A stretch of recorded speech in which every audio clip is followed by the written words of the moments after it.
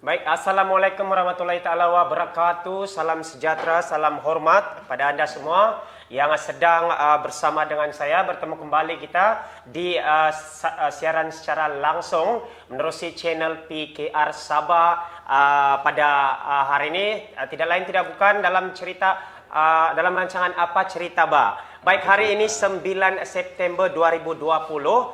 Sebelum saya pergi lebih lanjut, suka untuk saya mewar-warkan kepada Anda semua yang sedang mengikuti secara live pada hari ini.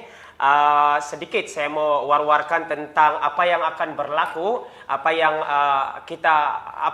hari apa yang penting di Sabah yang akan berjalan di hari-hari yang berikutnya. Okey, penamaan calon pada 12 September 2020 dan hari pengundian awal pula pada 22 September 2020. Manakala pengundian biasa 26 September 2020. Seperti biasa juga, hari ini saya tidak keseorangan. Dan seperti biasa, saya memang tidak keseorangan, tapi yang beza di hari ini saya tidak membawa orang politik. Hari ini saya bawa anak muda dan saya bawa individu yang tidaklah 100% berkecimpung mungkin dalam politik, tetapi ambil hal tentang politik. Jadi saya bagi peluang kepada saudara yang berada di sebelah saya ini untuk memperkenalkan diri beliau pertama, dan juga beliau penglibatan sebenarnya sama ada di mana-mana NGO kah atau sebagainya. Silakan. Okey, bismillahirrahmanirrahim. Assalamualaikum warahmatullahi wabarakatuh. Terima kasih Saudara Jales atas jemputan pada petang ini. Seperti yang dimaklumkan, diminta untuk perkenalkan diri ya. Ya, sila. Okay, nama Muhammad Nur Hilmi bin Milus, biasa orang panggil Hilmi saja. Hilmi. Sekarang bekerja sendiri dan aktif jugalah dekat NGO. Dan saya aktif dengan NGO ni bermula tahun 2008 bersama dengan Angkatan Belia Islam Malaysia ABIM. Kemudian tahun 2016 ke 2017 saya menyertai bertanding di dalam Majlis Belia Sabah. So ada banyak NGO lain lagi lah, tapi dua itu antara yang saya banyak bergerak lah buat masa ini. Jadi memang aktif dalam NGO ataupun aktiviti-aktiviti belia di Sabah ya, betul. Saudara Hilmi. Baik, itulah perkenalan tadi Saudara Hilmi. Baru saya senang berkomunikasi sedikit sebab tahu sudah nama dia Saudara Hilmi. Baik, Saudara Hilmi ada menyentuh tadi bekerja. Jadi apa sebenarnya pekerjaan Saudara Hilmi kalau boleh kongsikan? Dan seperti yang sudah maklum, isu pekerjaan ini memang satu isu yang sangat perlu diambil serius ya sekarang ini. Apalagi kita dalam suasana pandemik COVID-19, macam-macam cabaran dia. Yang sudah bekerja ada yang hilang kerja. Betul. Yang tu baru habis belajar pun tidak dapat kerja. Betul. Jadi saudara, apa pekerjaan dan boleh kongsi sedikit apa masalah utama kita punya belia di Sabah ini? Okey, seperti yang saya maklumkan tadi, bahawa saya kerja sendiri. Maksudnya saya buka perniagaan saya sendiri. Businessman. Ya, bisnes. Wow, tapi bukanlah bermaksud saya tidak ijazah ya. Ijazah saya ada dan tulen. Yang penting tulen. Ya, jangan tulen. palsu. Ada yang ada ijazah 2-3 tetapi palsu. Oi. Okey, jadi saya graduan daripada Universiti Malaysia Sabah dalam bidang matematik dengan komputer grafik. Tapi selepas saya habis belajar, saya tidak ambil keputusan untuk menyertai mana-mana kerajaan ataupun swasta. Tapi saya terus berniaga sebab saya tahu bahawa dengan berniaga saya bebas bergerak, sebab saya pun aktif dengan NGO, saya akan ada masa sendiri. Okey, cukup pasal saya, tapi tentang isu pekerjaan. Isu pekerjaan pun jadi salah satu kenapa saya berkecimpung dalam bidang perniagaan. Sebab ya kita tahu ada ratusan ribu rakan-rakan di luar sana yang masih belum dapat pekerjaan. Ada lagi yang diberhentikan kerja dia. Jadi ialah kita tahu kemampuan kita boleh berdiri sendiri. Jadi kita berilah ruang kepada rakan-rakan lain untuk mendapatkan pekerjaan itu dengan selayaknya lah. Sebab memang isu di Sabah sekarang pekerjaan dalam kalangan belia, pekerjaan is nombor satu. Ya, nombor satu. Nombor satu. Ya. Jadi maknanya belia-belia ataupun anak muda di Sabah ini seperti yang kita telah dilanda COVID-19, bukan kita saja, di seluruh Malaysia, seluruh dunia itu sudah menjadi satu permasalahan utama. Jadi maknanya tidak semestinya kita bergantung kepada pekerjaan tertentu lah. Ya, betul. Jadi inilah dia kita punya contoh sebagai role model. Dia tidak bekerja di mana-mana sektor yang tertentu, tetapi dia dia berusaha untuk menjadi usahawan sendiri. Ya. Ini satu contoh yang bagus. Tetapi dalam pada itu ada juga walaupun kita berniaga sendiri sempena dengan pandemik ini, memang ada juga cabaran dia lah kan, ya, Saudara Hilmi. Sangat terkesan. Ya, kalau Saudara Hilmi sendiri apa cabaran dia? Oke, antara cabaran dia itu, ialah pertama orang semua susah mau keluar. Susah mau keluar. Susah mau keluar, jadi kita punya jualan pun sangat tipis lah. Dan ada juga dalam masa-masa itu kita mengalami kerugian. Tapi bagi pengalaman saya sendiri, nasiblah saya ini pun pandai juga lah main tender pembekalan dan sebagainya. Jadi ada juga lah dapat income jual sanitizer, jual topeng muka, jual penembak suhu. Jadi dapat juga lah sikit-sikit dari situ. Ya, jadi maknanya teknik perniagaan itu kalau mau bertahan dan terus bertahan, berdaya saing juga walaupun dalam ancaman wabak ini yang begitu bahaya sekali, kita mesti cari ide macam mana untuk menyelit kita punya perniagaan ya, supaya tidak terlalu terjejas dan menghilangkan punca pendapatan kita. Bagus. Jadi saranan saya kepada semua yang sedang mengikuti live ini, mohon untuk Anda semua kita teruskan patuh SOP walaupun kita dalam suasana berpilihan raya, kita terus jaga diri, jaga kebersihan, kita jaga jarak selalu, pakai pelitup muka. Dan yang penting salah satu perniagaan yang telah diusahakan oleh Saudara Hilmi itu selalu pakai hand sanitizer dan mask. Oke. Baik, kita terus pergi kepada soalan saya yang seterusnya, berkisarkan anak muda. Sebab walaupun saya mungkin kita berlatar belakangkan politik dan saya pakai baju-baju parti, tetapi saya percaya Saudara Hilmi ini dia lebih kepada tentang ambil berat tentang isu-isu permasalahan. Jadi apa sumbangan ABIM, memang ABIM kan?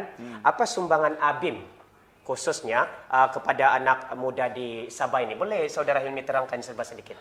Ya, seperti mana juga yang sedia maklum bahwa Angkatan Belia Islam Malaysia ABIM ini berada di seluruh Malaysia. Dan untuk di Sabah ini adalah kamilah. Jadi kami menggerakkan program-program. Kalau ABIM saja, sebenarnya kita ada taski. So kita bermula dari pendidikan itu bermula daripada kanak-kanak. Lepas tu apabila masuk sekolah, mereka jadi remaja, belia, so di situ kita coba dekati dia menerusi program-program. So program-program itu kita sentuh tentang program kepimpinan, itu yang utama. Kepimpinan. Sebab misi utamanya itu adalah tentang mengangkat karamah insan ataupun kemuliaan insan itu agar dia boleh menjadi seorang yang berguna, insan yang baik dan tahu tentang keadilan. Baik.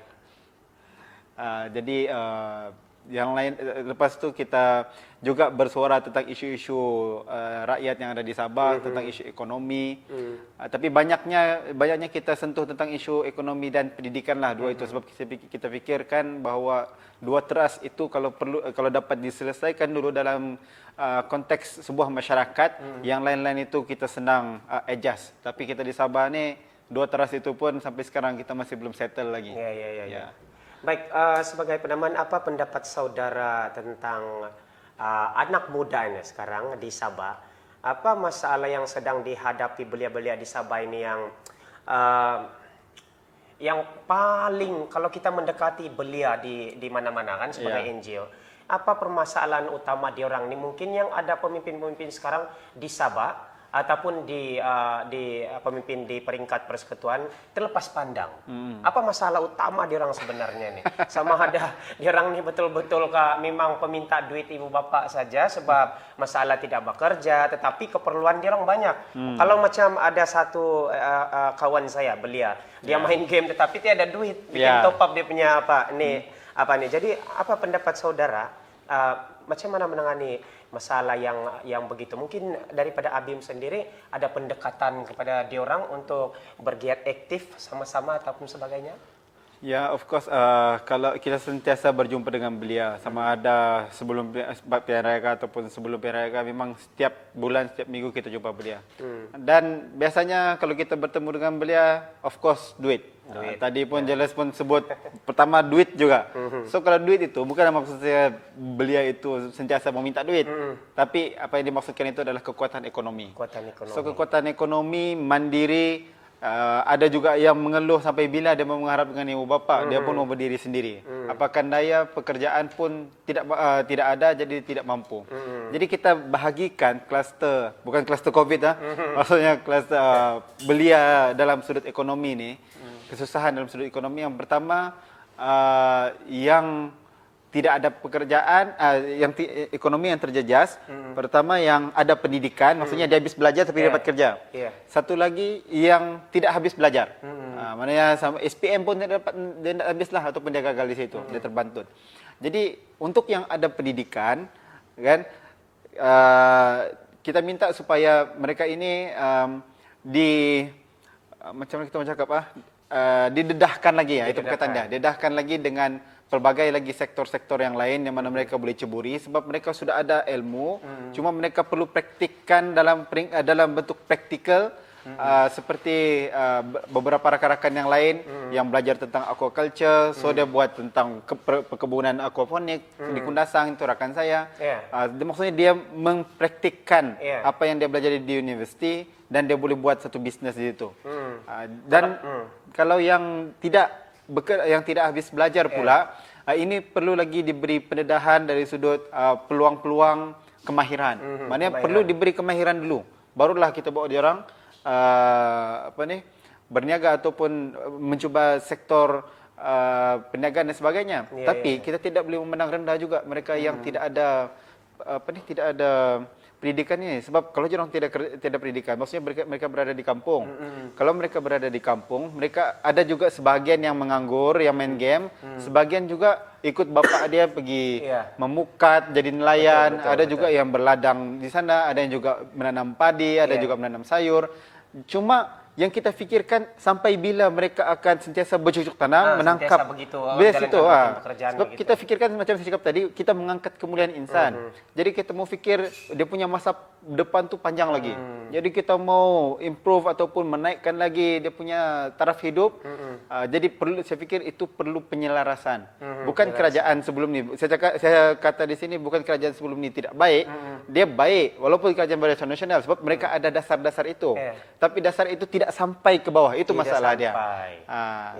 Jadi perlulah kita minta perlu penyelarasan. Dasar itu dikeluarkan dari kerajaan, itu memang mestinya kerajaan membantu rakyat, tapi perlu ada penyelarasan yang menjadi orang tengah, sama ada pegawai-pegawai dia ataupun yang berada di daerah, supaya belia ini dapat dan mereka dapat seperti bimbingan-bimbingan yang tertentu mengikut kepada apa kepakaran. Kalau dia nelayan, okey, kita sambungkan dia kepada perikanan, dan perikanan akan bantu dia untuk naik taraf dia punya skill. Boleh ikut contoh macam di Jepun buat.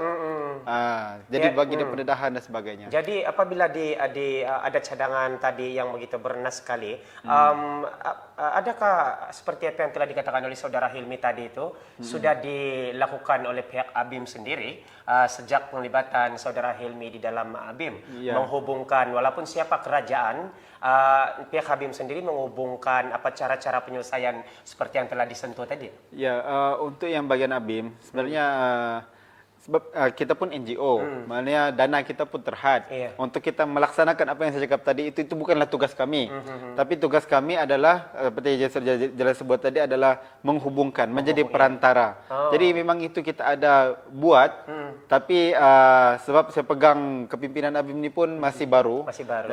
Jadi kita ada fokuskan 2 tahun punya gerak kerja, di mana kita cuba turun ke daerah dari sudut ekonominya, dari sudut isu sosialnya, isu pendidikannya, supaya kita bawa turun orang, kita jadi orang tengah, kita buat program ataupun kursus ataupun seminar, kita bagi perjumpaan di antara pihak kerajaan dan juga pihak rakyat ini ataupun belia ini, supaya diwujudkan, diberitahu tentang pendedahan-pendedahan tentang soal ekonomi, soal pekerjaan, soal kemahiran, soal grant-grant perniagaan, usahawan dan sebagainya. Dan perlulah ada pantauan. Kan pantauan dari ABIM, kalau daripada ABIM kita suka untuk menjadi pemantau lah di mana-mana yang kita rasakan ada potensi untuk sektor-sektor tertentu seperti pertanian, perikanan dan juga ternakan. Betul. Baik, apa yang saya boleh ambil sedikit daripada penjelasan saudara Hilmi tadi tentang kemajuan komunikasi, internet apa semua. Jadi saya masih lagi mahu mengambil kesempatan ini untuk Encik Hilmi sendiri sedia maklum nih kan ada satu isu yang telah dikeluarkan melalui Dewan Negara oleh Timbalan Menteri Komunikasi tentang Cik Viviana. Ya, jadi bagi pihak saudara Hilmi sebagai anak muda dan pemimpin yang tidaklah terlalu bergiat aktif di mana-mana parti politik dan sebagai anak muda di Sabah, sebenarnya apa yang perlu dilakukan oleh Timbalan Menteri tersebut? Sama ada dia mengeruhkan lagi keadaan dengan terus-terus menekan anak muda macam si Viviana yang fight dengan study dia, ataupun mengakui kesilapan itu dan perbaiki apa yang patut. Jadi apa pandangan, apa cadangan daripada saudara Hilmi sendiri tentang isu ini? Yang pertama ialah tentang isu Viviana ini memang sudah hangat. Pagi tadi saya bangun tidur, of course lah kita sekarang bangun tidur pegang handphone dulu, Pak. Iya, betul. Scroll Facebook, 90% semua cakap pasal Viviana. Jadi kalau saya tidak tahu memang ketinggalan lah saya. Iya. Okey, jadi pasal Viviana seharusnya Timbalan Menteri itu tidak bersikap begitulah. Orang tidak bersikap begitu, mengambil yang positif. Pokoknya lain tiada di situ. Contohlah kalau pun Viviana, saya tidak kata Viviana menipu sebab kita sudah tahu kebenaran dia. Datuk Masidi selaku pengurusi lembaga UMS pun sudah mengesahkan bahawa wujud peperiksaan masa tu. Tapi cumanya kalau dia menipu pun pokok masalah internet itu, maksudnya rangkaian itu tidak ada. Di KK ni pun saya sudah suarakan benda ni kepada Majlis Belia Malaysia supaya Majlis Belia Malaysia sampaikan kepada Perdana Menteri Muhyiddin Tan Sri Muhyiddin supaya dibuat pembangunan untuk menaik taraf lagi kelajuan rangkaian internet di Sabah. Sebab kalau kita di KK ni kan kita buka handphone nampak 4G. Tapi masih lagi pusing-pusing. So 4G itu nampak maksudnya kosmetik saja. Jadi line dia pun tak laju pun. Dari kosmetik. Jadi kita mau yang the real. So maksud saya itu di KK pun di Kota Kinabalu, bandar ini tengah-tengah bandar pun kita berpusing-pusing lagi, loading lagi. Jadi apa lagi kalau berada di Pitas. Sebab jelas seperti yang disebutkan tadi seharusnya Timbalan Menteri itu tidak bersikap begitu dan mengambil sudut yang positif untuk menambah baik servis. Ini lagi sudahlah orang tengah marah backup Viviana. Menteri MP Kudat pun 2x5. Ya, MP Kudat. Pun backup diri dia. Padahal itu kawasan dia. Jadi maknanya tidaklah seharusnya berlaku begitu kan. Walaupun kita ini bukanlah ahli politik ataupun sentiasa berkecimpung dalam bidang politik 24 jam, tetapi sebagai rakyat Sabah macam anak muda dan juga bekas pelajar dan juga mungkin masih lagi akan belajar selepas ini, saudara Hilmi sendiri. Jadi rasa macam perkara itu boleh mendatangkan rasa macam down bikin kita down Okey, jadi kalau ulasan saudara Hilmi tadi tentang menteri itu, macam mana pula dengan perasaan saudara Hilmi sendiri? Kalau saya sudah kasih luar di Facebook, saya marah, saya rasa terhina. Dia menghina satu orang, saya rasa macam dia hina satu Sabah, saya rasa belia di Sabah. Jadi perasaan saudara Hilmi itu pula macam mana tentang isu ini? Kalau perasaan tu pertama kecewa sebab ialah kata kita sudah tahun 2020 tapi perangai itu masih lagi tahun mungkin 1920 kali ya. Teruk kalau kuno itu. Sebab ialah kita geram. Saya pun kata jelas pun ada buat hantaran di Facebook. Saya pun ada buat hantaran di Facebook. Saya kata minggu lepas semua bertubi-tubi serang Timbalan Menteri SKMM. Tahu minggu ni pergi serang MP Kudat pula. Pasal tidak serik. Maksudnya, ya minggu lepas sudah orang bersuara. backup Viviana, orang cakap pasal rangkaian, orang cakap pasal isu. Yeah. Dekat Pitas itu saya tahu, dia bukan pasal isu internet saja, dia isu air, isu Banyak, elektrik, isu jalan aspal. Berapa kali saya turun sana. Dan Pitas antara daerah yang termundur di Malaysia, Yeah. bukan Sabah, Malaysia.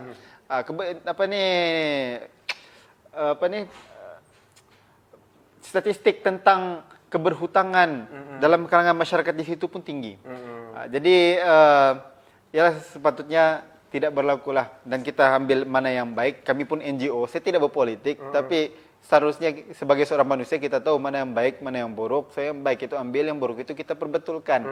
Jadi sudah minggu lepas kena serang, lepas tu minggu ni MP Kudat pergi backup lagi. Yeah. Dia pun cakap menipu juga. Nah, kena lah dia.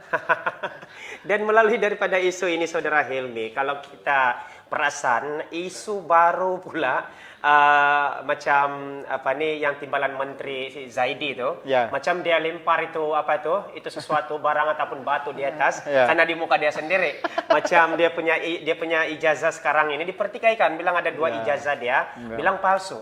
Jadi apa pendapat Saudara Helmi sendiri? Mungkin ada pendapat tentang ijazah dia yang palsu itu. Adakah pandangan kamu betul dia memiliki ijazah palsu atau sebagainya? Okey, untuk pasal ijazah palsu, saya cuba untuk bersikap berkecuali untuk ini. Sebab itu hak ataupun demokrasi kita untuk mengatakan bahawa yalah kalau ditunjuk ijazah palsu pun kita tak tahu universiti sebab dulu dia lahir tahun bila jadi kalau kita search pun contohlah universiti itu mungkin ada pada waktu itu tapi tidak ada pada waktu ini. Kalau kita search pun mungkin tidak ada sudah. Tapi dia sudah backup lagi kan, dia memang ada DPA, Diploma Pentadbiran daripada UiTM kan. Itu saya dapat maklumat itu betul. Jadi saya cuba bersikap berkecuali lah untuk itu. Sebab itu saya fikir itu adalah hak demokrasi kita. Okey. Baik, jadi kita sudah panjang lebar bersama dengan saya. Selamat datang yang baru saja mengikuti siaran secara live kami menerusi channel PKR Sabah dan juga dalam rancangan Cerita Apa Bah. Ya. Baik, saya mau war-warkan kepada kamu orang yang baru saja menyertai siaran langsung kami. Hari-hari penting kita di Sabah yang mendatang ini adalah pada 12 hari bulan nanti ada penamaan calon. Ya, betul. Dan juga pengundian awal pada 22 September 2020. Dan pengundian biasa kita menunaikan tanggung jawab kita siapa-siapa yang sudah layak mengundi untuk membentuk kerajaan baru pada 26 September 2020. Baik, kita sudah panjang lebar. Saya rasa ada banyak lagi yang saya mau tanya kepada saudara Hilmi, tetapi saya juga merasakan bahwa ada yang pertanyaan-pertanyaan saya itu pun sudah begitu terjawab saya kira, sebab lebih kepada isu pendidikan, pekerjaan dan juga masalah-masalah yang dihadapi belia-belia di Sabah. Jadi sebelum saya tutup kita punya live ini, saya bagi peluang kepada Encik ataupun Saudara Helmi untuk kata-kata terakhir. Baik, mungkin kalau sebelum ini orang politik yang bagi nasihat turunlah mengundi. Tetapi daripada Encik sendiri ada kata-kata daripada pihak NGO untuk menyuruh anak-anak muda kita untuk tunaikan tanggung jawab, silakan. Okey, terima kasih. Kita pun bincang tentang NGO ataupun belia ataupun anak muda. Jadi saya ingin mengungkit kembali bahawa sekarang ini wujud fenomena parti anak muda ataupun calon anak muda, mesti angkat orang muda dan sebagainya. Semangat tu kuat kan. Biasalah kita pun mau move on, maksudnya kita mau satu kepimpinan yang baru. Saya sangat setuju dengan pendekatan itu. Cuma saya ingin berpesan kepada rakan-rakan belia saya di luar sana, ataupun para pengundi terutama yang muda. Ya, di dalam kegairahan kita untuk mengangkat calon anak muda yang muda-muda dan sebagainya, tapi jangan lupa untuk melihat satu lagi konteks, iaitu konteks nilai-nilai ataupun sikap kemuliaan insan. Saya sebut kembali kemuliaan insan itu yang mana menyentuh tentang soal integriti, isu tentang marwah, isu tentang keadilan sosial dan sebagainya. Kalau dilihat calon itu boleh mengangkat ataupun boleh membawa misi yang saya sebutkan tadi, jangan takut, jangan segan, jangan silu, undilah dia. Undi dia. Pasal saya sini, saya kata saya bukan orang politik ya. So walaupun sini ada bendera PKR dan sebagainya, tapi saya fikir undilah orang yang boleh mengangkat marwah ataupun martabat rakyat itu. Pasal ini soal mandat. Jadi dalam kita ada masa 2 minggu. 12 hari bulan ini penamaan calon sebagai jelas sebut tadi, 26 kita punya peristiwa pengundian. Jadi ada 2 minggu masa untuk kita menilai setiap calon yang bertanding itu. Jadi pertama tengok calonnya, baru tengok partinya. So pesanan saya kepada calon-calon pula, saya sudah pesan yang tadi, kalau mau diundi ikutlah kriteria-kriteria yang disebutkan tadi. Bukan isu tentang projek saja, bukan pasal kemudahan saja, tapi isu bagaimana untuk menaik taraf hidup rakyat ataupun penduduk, terutamanya di Sabah ini. Ini saranan secara langsung terus nih daripada pihak NGO sendiri. Ya, betul. Oke, baik. Sudah saya rasa kita berada di penghujungnya dan suka saya untuk mengambil sedikit kesempatan untuk mewar-warkan kepada Anda semua. Seperti biasa, kita sudah bersiaran beberapa hari dan hari ini kita sambung pula dengan cerita Ba. Pada pukul 5 nanti pun kita ada cerita Ba juga bersama dengan saya, seperti yang siapa selalu mengikuti channel PKR Sabah. Kita ada juga slot bersama dengan Vini. Jadi kita akan bertemu nanti pada jam 5 dan pada malam ini juga cerita aja lebih. Dan jangan lupa untuk saya bantu saya like dan share ini live kami yang akan datang, dan jangan lupa untuk berkomunikasi kepada kami, baik promosi kamu punya bisnis ataupun tempat-tempat yang menarik, kamu letak saja di komen, di ruangan komen, dan kami akan coba berdiskusi pada Anda secara langsung walaupun hanya di dalam talian. Baik, jadi saya rasa untuk sesi kali ini sampai di sini saja dulu. Terima kasih Saudara Hilmi. Terima kasih banyak. Karena bagi sedikit masa kepada kami bagi kelapangan untuk mengupas sebagai wakil NGO serba sedikit apa permasalahan dan apa yang kita boleh bantu pada anak muda di Sabah ini. Jadi kita bertemu kembali, pastikan tamu janji kita pada jam 5 nanti. Jadi saya akhiri dengan Assalamualaikum warahmatullahi wabarakatuh. Selamat berjuang. Kita jumpa lagi. Bye.